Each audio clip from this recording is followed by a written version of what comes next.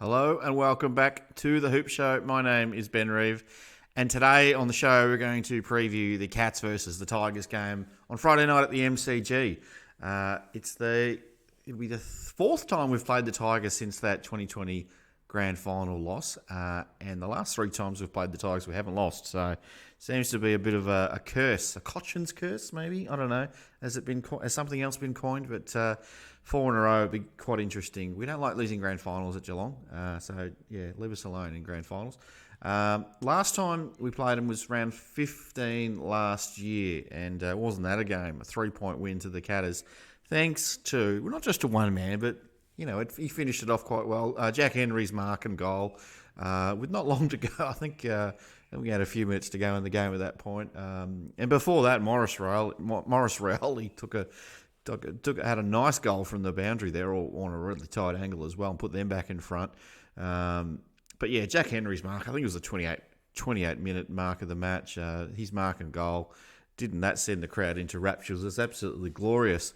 Probably the highlight of the night, the low light of the night. I can't forget it, and the Tigers fans probably won't let us forget it this coming Friday, is Tom Stewart's bump on Dion Prestia. So I imagine the Tigers fans will be out in full voice and giving Tom Stewart plenty of noise and booing, even though booing's a bit of a subject in the AFL this week. I think if you've done something like what Tom did, you're probably expecting it, I guess. But it'll be Dion Prestia's 200th game as well, so that'll add a bit more spice to it too. The Tigers fans will be all over him this weekend, so we'll see what happens there. Last time around, Tyson Stengel was the man and got the 3 Brownlow votes. He was silky smooth. He had 18 touches and 3 goals. It was absolutely gorgeous. Tommy Hawkins was held goalless, though, interestingly. He had 1 behind for the night, so he couldn't really make an impact on the scoreboard. And the axe himself, Tom Atkins, he was pretty big. He had 8 clearances. He really sort of announced himself in this game, especially with that centre clearance towards the end where Jack Henry got on the end of it. He had 13 contested possessions in that game as well. Now, current form, Cats are rolling, really, after that 0-3 start. We've won 5 in a row since then, won in all those 5 games by an average of 55 points, 5 being the key number here. Most recent victory last week against the Adelaide Crows. If you haven't checked out the review of that show, please make sure you check it out on the link above just here, or whatever it's called. And the Tigers aren't travelling too well. They did have a win last week against the Eagles, but they are about 1 of 6. 1 win in 6 games, so they're not travelling that well. And I wouldn't say their win against the Eagles was overly convincing, really. Coming into this game, though, both teams are coming off a 6-day break. It seems like we've had quite a few 6-day breaks recently. Dangerfield is out, as we know, with that hamstring injury. Could be 2 or 3 weeks, more likely probably after the bye if they're being extra conservative. Who knows? I think with his history, you probably want to just give him a mid-season spell. Zach Toohey, Gary Rowan. Zach Toohey's already back, but Gary Rowan. What about Sam DeConning? Could both of those two come back? Are we going to? I don't know about Sam DeConning. I reckon they might give him another week. There's a couple of potential debuts, maybe. James Bruce Willis might get a debut. Possibly Jai Clark. I know there's a lot of love out there for Jai Clark, and a lot of people wanting Jai Clark to get a chance on the Friday night lights at the MCG. Wouldn't that be great? Play your first game on a Friday night. I don't think, and I could be wrong, correct me if I'm wrong, a Category B rookie, Ted Closey, who's doing all the right things in the VFL. I'm not sure if he's eligible to play as it sits at the moment. So, but anyway, and look, Brad Close, I didn't mention him before, did challenge his 1-game suspension at the tribunal on Tuesday night, but unfortunately didn't get off. I thought he was going to get off that one, so I was actually quite surprised that he didn't. Doesn't sound, at the time of recording, it doesn't sound like the Cats are going to appeal that decision. There's been no talk about that. So it sounds like they're just going to accept the 1 week and move on, I guess. So Closey's only 24 years of age. I don't think he needs much of a rest, but I'm sure he'll make the most of it and come back absolutely fresh in 2 weeks' time. On the fringe for the Catters, I mentioned a few players already, but Jack Henry's back in training, so he shouldn't be too far away, but unlikely, well, could surprise me, but unlikely to be picked for this game. Brandon Parfitt had 21 touches and a half of footy in the VFL last week, so he must be sort of starting to indicate he's ready for a return to the team. And with Danger being out, we might need someone like a Parfitt to come in. I mentioned James Bruce Willis. He had 21 touches and 3 goals in that VFL game on the weekend. And probably won't get a game, but worth a mention is Phoenix Foster, tall player who's only just started playing in the VFL after a bit of a stretch with injury. He's bobbed up with another couple of goals. Look out for him. He wears the number 19. He's got the socks pulled up. The long sleeves, actually, or the short sleeves and the long sleeves. I reckon he just needs a headband to complete the set. But look out for him as well if you catch a bit of the VFL. You can actually watch some VFL streaming if you've got the AFL.com. I think you can watch it on mobile devices as well. But yeah, you can check out a bit of VFL. So even if you just watch a quarter, it'd be worth checking out a few of those guys that are on the fringe. Look, my final thought, I mentioned earlier, it's Dion Prestia's 200th game, so Tigers fans and the players should be up and about for him, I guess. Tom Stewart, he's going to captain in the absence of Dangerfield. He's probably going to expect a hostile reception running out there, and if he hits someone or if he makes a mistake, he's going to hear all about it. I said in my review video that I did earlier in the week with Brooke Plummer from the AFLW team that I wasn't feeling very confident about this game, and with Closey not getting up and as the week's gone on, I'm still feeling not very confident. I'm actually going to tip against the Cats, yes.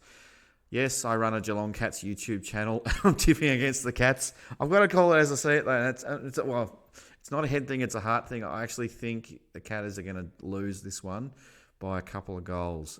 And we're probably going to be talking about this on the weekend. Very frustrated with how it's gone. Also trying to remember that we've lost half of our side from the grand final of 2022. I think there's 7 or 8 players not playing. So I've got a really bad feeling.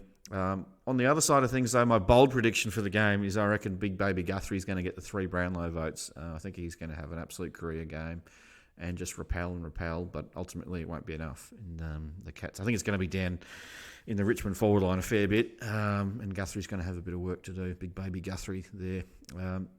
Other news, just as we round out the show, it was good to see Brad Close and Ollie Dempsey re-sign with the club until 2025. That's fantastic news, especially for Ollie Dempsey. Brad Close wasn't going anywhere. Look, maybe when it's all said and done at the end of his career, he'll head back to South Australia. But good to see Ollie Dempsey get some faith shown in him by the club. I like what I see there, and hopefully, if he plays on the weekend, which I imagine he will, he'll get a bit more game time than just the medical sub. Unfortunately, in the VFL and the VFL women's, we lost both those games on the weekend. We were having a good stretch, really, where we were winning pretty much every game that the club was playing in. But unfortunately, we didn't win any of those games on the weekend. But still showing some good signs, so not overly concerned there. And it is a good breeding ground for some of these younger talent coming through as well. I think we've got the right systems in place. Jack Henry was on the radio on SCN the other day talking about who might be the future captain of the Cats, whenever that may be, in a couple of years, 2 or 3 years. Imagine Danger's going to go on again next year. The way he's been travelling this year, there's no reason why he won't. But he mentioned 3 names. They were Tom Atkins, Max Holmes, a young fella, and Jack Henry, which surprised me. I'd never had Jack Henry in the thinking for a potential captain, but apparently everyone listens to what he says. I don't know how he carries himself off the field, but I'm sure he's a pretty good bloke. But that's interesting 3 names there. I guess Stewart's assuming he'll probably finish up around he's over 30 as well, so he'll probably finish up around the same time as Dangerfield, or maybe the club will look for a younger person for the next captain role as a lot of the older players transition out and finish up their careers. Unfortunately, there's probably the next one really is about the stadium. Unfortunately, it doesn't look like it's going to be ready by the end of this year, so it doesn't look like any games in 2023 are going to be played there, so that sucks.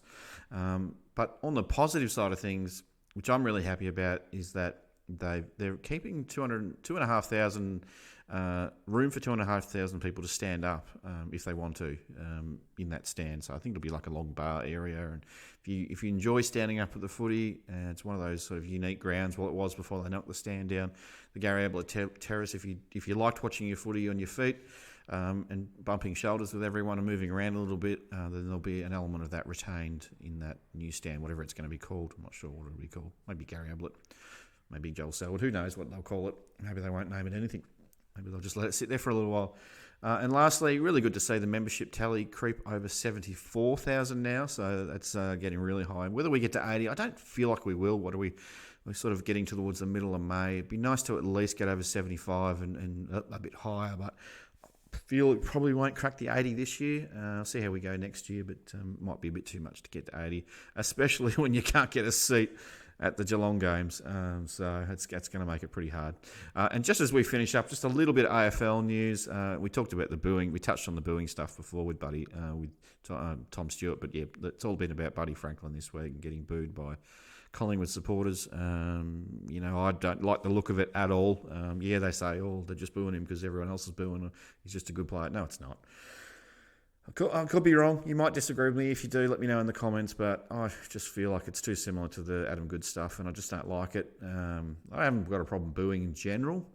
If someone's done something wrong, or if you feel like if someone's done something wrong, but just for the sake of it, it's stupid.